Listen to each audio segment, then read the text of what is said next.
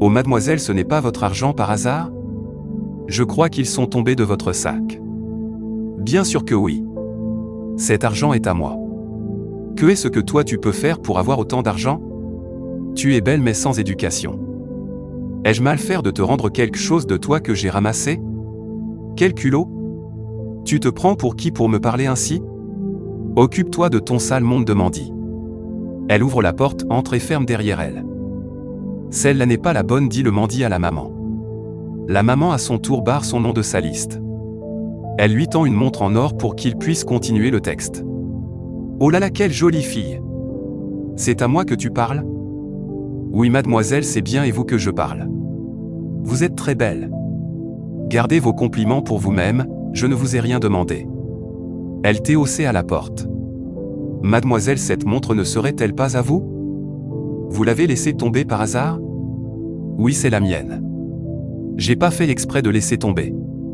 Vous ne pouvez pas me remercier?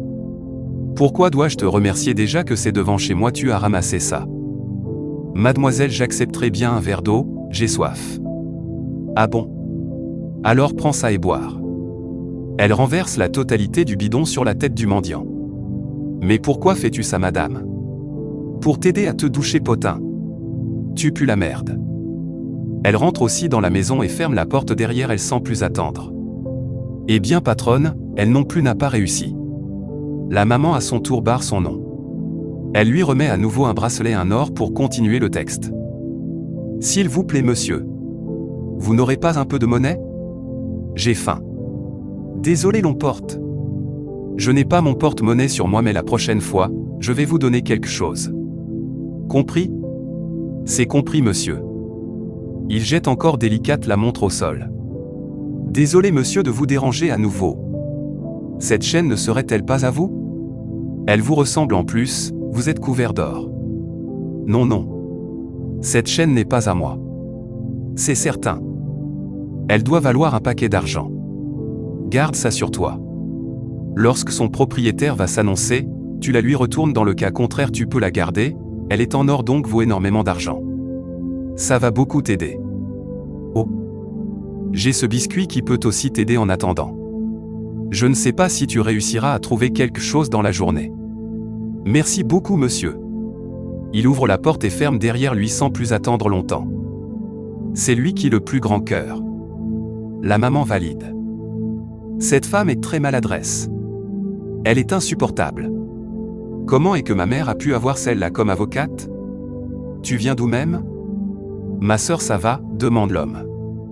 Ça va bien monsieur Richard. On peut commencer.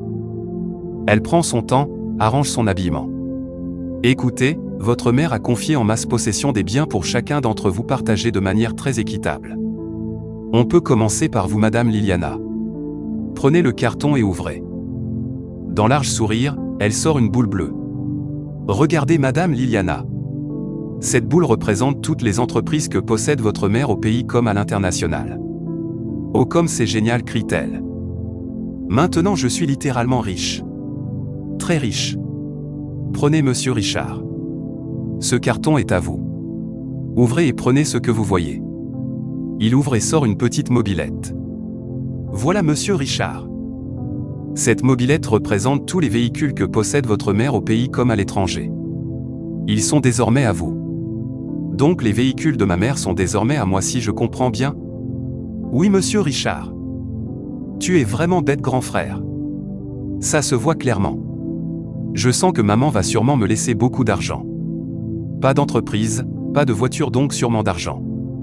Beaucoup d'argent. Prenez madame Clara. Votre mère vous a aussi laissé quelque chose. Mais c'est quoi ce truc? C'est une peluche. Votre mère a compris que vous aimez beaucoup les animaux alors elle vous a laissé la garde de son chien. Vous devez vous moquer de moi. Comment pouvait-elle me laisser la garde du chien et laisser aux autres toutes ses propriétés? Ce n'est pas juste, vous savez très bien. Toi donne-moi ta boule et prends la peluche. Ça t'ira bien la garde d'un chien. Une dispute s'éclate. Elle s'insulte. Dispute la boule. Mais calmez-vous chère sœur. De quoi tu te mêles toi? On t'a questionné? Écoutez. C'est vraiment triste. Maman est toujours vivante donc je ne sais pas pourquoi elle partage déjà ses biens et le plus triste, vous vous disputez pour ses biens. Un peu de honte chère sœur. Chacun a eu ce qu'il mérite. Tu mérites la garde du chien donc contente-toi de ça. Mélangée entre le bagarre et la colère, elle trouve finalement de se décider par un jeu. Pierre papier ciseaux. Après plusieurs tentatives, elle n'arrive toujours pas à se décider. Alors, Richard décide de résoudre ce problème comme un homme civilisé. Je te donne la voiture que j'ai reçue de notre mère, et tu me donnes ta peluche que tu as reçue. Je suis d'accord. Tu mérites vraiment cette chienne et moi les voitures. Quelques minutes plus tard, l'avocate fit une nouvelle fois son entrée. Posément, elle demande, alors, finalement, vous vous êtes décidé? Oui, c'est bon. Tu ne vois pas que Richard va garder cette chienne? Personne ne veut vraiment de cette chienne de toutes les façons. Très bien. Je vais appeler votre mère après. Elle a un peu parlé de tout donc elle le fera elle-même devant vous. Je vous reviens. Ne tarde pas s'il te plaît. Il s'installe tranquillement à nouveau. La maman fit son apparition. Bonjour. Maman. Bonne arrivée. Maman, peux-tu nous expliquer ce qui se passe ici? Franchement parlant, on ne comprend rien du tout. Explique-nous toute cette scène. Ne vous inquiétez pas, laissez-moi vous expliquer. Liliane, je suis vraiment déçu de toi. À part 2 personnes ici, une seule a pu me convaincre. Tout à l'heure au dehors, j'ai fait exprès de tester le cœur de tout un chacun de vous pour savoir qui vous êtes vraiment, mais j'ai été déçu. Toi, cette montre que tu portes, tu as trouvé ça où? Oh maman. Je l'ai achetée. Tu la trouves belle? Ok d'accord mais tu mens. Maman, je ne mens pas. Je t'assure. Bien sûr. Tu as pris cette montre au dehors chez un mendiant. Non maman. Elle était par terre. Je l'ai trouvée donc j'en ai pris soin. Voilà tout toi.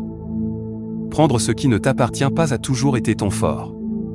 Vraiment j'ai tellement honte de toi. Tu es une voleuse. Tu ris de quoi? Tu as aussi fait la même chose. J'ai fait quoi maman? C'est vrai que tu n'as pas pris la montre mais tu as pris d'argent. Donne-moi ton sac. Non maman. Donc tu t'es moqué de moi alors que tu as aussi pris quelque chose qui ne t'appartient pas? Maman, mais l'argent était par terre tombé. Je l'ai prise. Et si le vent l'avait emporté? Forcément quelqu'un d'autre l'aurait récupéré. Donc c'est à moi. Je l'ai vu et récupéré.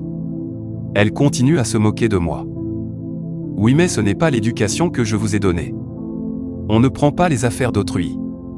Pourquoi ne pas prendre exemple sur votre frère? Écoutez, Richard est un bon garçon. Il a survécu aussi le même texte mais il ne sait pas faire prendre comme vous. Au contraire, il a aidé le pauvre mendiant du texte que j'ai fait au dehors. Et vous, vous n'avez que pensé à vous-même. Écoutez, j'ai honte de vous. Sincèrement, vous m'avez fait honte.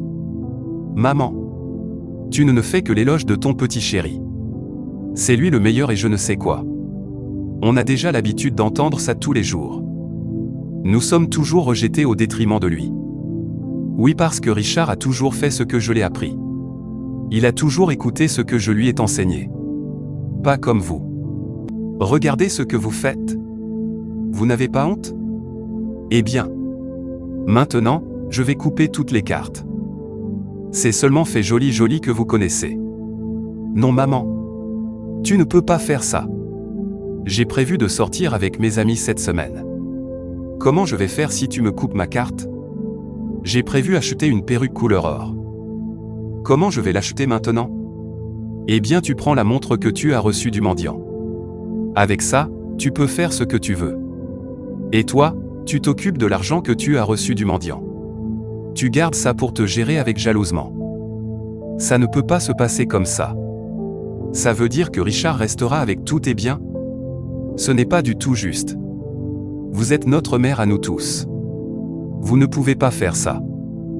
Bien vrai que je suis la mère de vous 3 mais Richard est le seul, l'homme bien qui respecte mes interdictions et faire les choses que je l'ai enseignées. Lui seul et non vous. Maman mais ce n'est pas juste. Je ne veux rien savoir. Sortez toutes les deux d'ici. Maintenant. Écoutez, ça ne va pas finir ainsi. Tu ne vas pas tout garder pour toi seul. Je te promets.